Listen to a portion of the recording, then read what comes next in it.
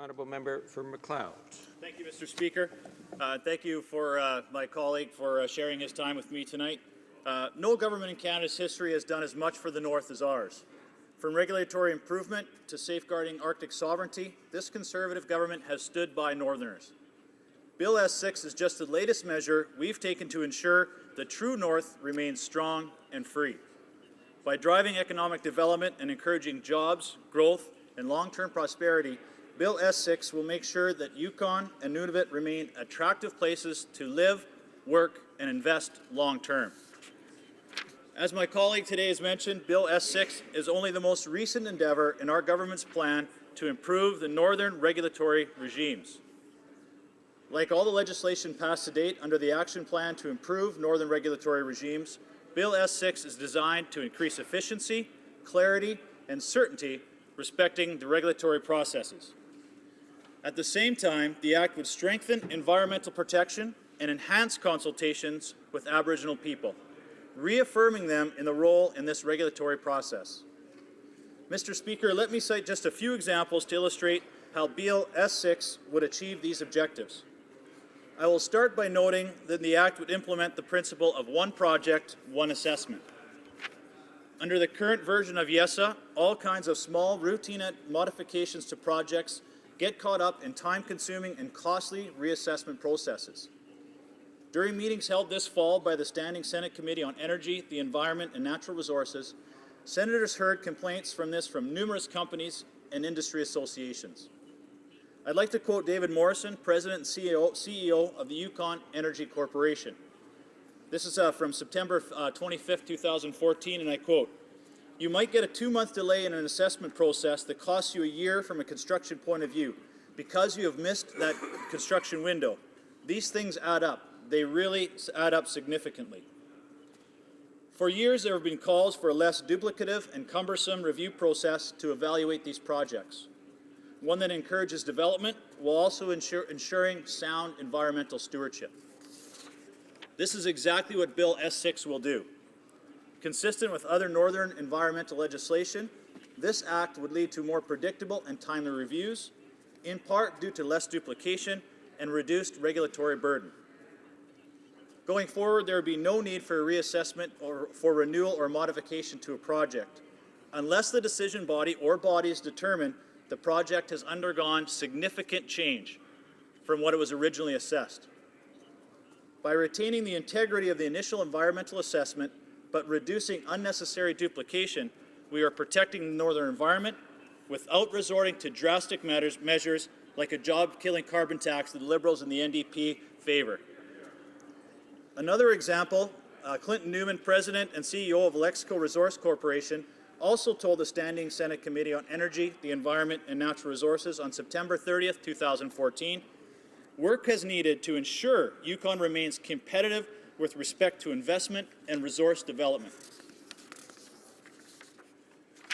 And I quote, "The current uncertainty has had a negative impact on our ability to officially plan and operate our business, and by extension, it impairs the competitiveness of Yukon as a jurisdiction to assert certainty in the mine development and production process." And the Fraser Institute's 2014 survey of mining companies confirms this. Since 2011-2012, Yukon has fallen from being ranked the most desirable jurisdiction in the world for mining corporations to invest in to 9th. Our government and Yukoners like Clinton Newman know it is important for Yukon to return to this impressive standing, and the measures contained in Bill S-6 will help Yukon regain its previous successes. These measures are essential to the people of Yukon to realize the territory's full potential. It would also meet the needs of investors, developers, and employers by providing a clear and predictable assessment that would allow Yukon to remain competitive in the global marketplace.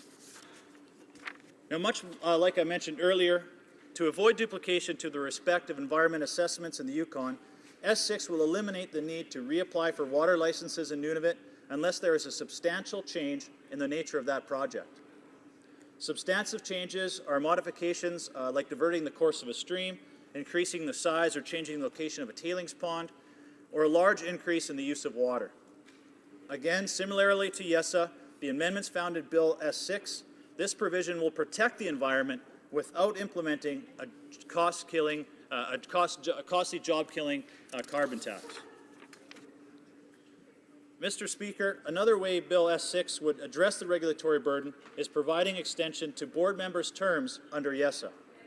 This was one of the jointly agreed upon recommendations in the 5-year review of YESA by the Council of Yukon First Nations, Yukon Environmental and Socioeconomic Assessment Board, the Government of Yukon, and the Government of Canada. This will increase the predictability and certainty by ensuring the assessment continues to function smoothly, even as its members transition into the board and out. A further example of how Bill S-6 would reduce duplication is evident in Nunavut, Mr. Speaker. I'm referring to amendments related to security arrangements to rectify the situation known as overbonding. Let me first explain briefly what this means and how it relates to posting security. Securities are monies companies set aside to ensure that at the end of a development project, there is adequate funds to remediate the impact of any project and its surrounding environment. Under the Nunavut Waters and Nunavut Surface Rights Tribunal Act, securities for future remediation of resource development projects that use or impact water in any way are paid or posted by companies. This money is held in trust by the federal government until the end of that project. Where a project is wholly or partially on Inuit-owned land, the Regional Inuit Association can request additional security be posted for the part of the development on their lands. In some cases, this has resulted in overbonding, meaning a company is required to provide more security than would be required to remediate a project at its completion. This is a significant disincentive to development and places an undue burden on proponents. Proposed amendments in Bill S-6 would allow the Minister of Aboriginal Affairs and Northern Development to enter into agreements with Inuit landowners and proponents. These agreements would recommend the amount of security to be posted on a project which is situated partially or wholly on Inuit-owned land. When the Nunavut Water Board determines the amount of security required to be furnished by the proponent, it would have to take these agreements into consideration. The introduction of security arrangements to address overbonding would help unlock the economic potential of Nunavut by removing a disincentive to investment while ensuring sound environmental stewardship. Because Bill S-6 would reduce regulatory duplication and burden on Yukon and Nunavut, Mr. Speaker, it is little wonder why Bill S-6 has earned widespread support among industry groups and northern governments. From Yukon Chambers of Mines in the west to the Northwest Territories and Nunavut Chambers of Mines in the east, from the government of Nunavut to the government of Yukon, we have heard both praise and calls to pass this legislation as quickly as possible. We want Northerners to have the ability and to facilitate Canada's north and to drive its economic development. Passing this bill will create jobs, growth, and long-term prosperity for the north. This is why I strongly urge all parties to heed this advice and vote with us to move this legislation forward. Thank you.